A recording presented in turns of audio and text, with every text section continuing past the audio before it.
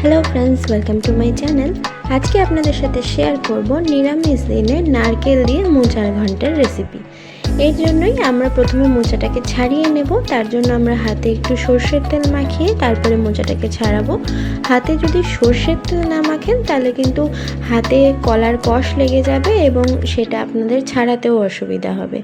তো এইভাবে আমরা মোচাটাকে ছাড়িয়ে নিয়ে তারপরে এটাকে কেটে নিয়েছি এবং এরপরে আমরা একটা পাত্রে সামান্য সর্ষের তেল আর একটু হলুদ দিয়ে এই মোচাটাকে ওর মধ্যে দিয়ে সিদ্ধ করে নেব ভালো করে।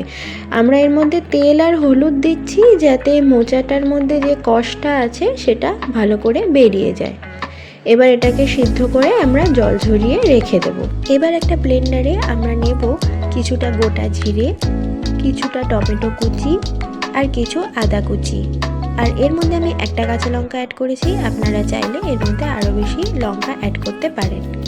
এবার এটাকে আমরা ভালো করে ব্লেন্ড করে নেব। দেখছেন মশলাটা রেডি হয়ে গেছে। এরপর কড়াইয়ে কিছুটা আমরা সর্ষের তেল নিয়ে নেব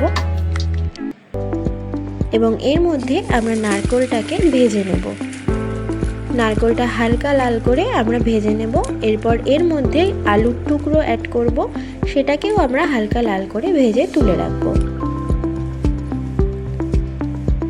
এরপরে এই তেলের মধ্যেই ফোড়নে দেব একটা তেজপাতা আর কিছুটা গোটা জিরে। তারপরে বেটে রাখা মশলাটা এর মধ্যে আমরা দিয়ে দেব। এরপরে এই মশলার মধ্যে নেব নুন, হলুদ আর আমি এখানে চিনির বদলে জ্যাগরি পাউডার অ্যাড করেছি। এরপরে এই মশলাটাকে আমরা ভালো করে কষিয়ে নেব যতক্ষণ না মশলার ওপরে তেলটা ভেসে উঠছে। তারপরে এর মধ্যে সিদ্ধ করে রাখা মোচাটাকে অ্যাড করে দেব আর মশলার সাথে আমরা এটাকে ভালো করে মাখিয়ে নেব যতক্ষণ না মশলা আর মোচাটা একসাথে ভালোভাবে মিশে যায়।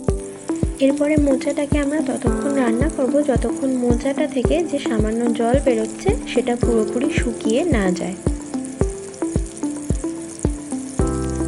দেখতে পাচ্ছেন মোচার যে জলটা ছিল সেটা শুকিয়ে গেছে। এরপরে আমরা এর মধ্যে যে আলুর টুকরোগুলো ছিল আর যে নারকেলের কুচিগুলো ছিল সেগুলো আমরা এর মধ্যে অ্যাড করে এটাকে ভালোভাবে মিশিয়ে নেব।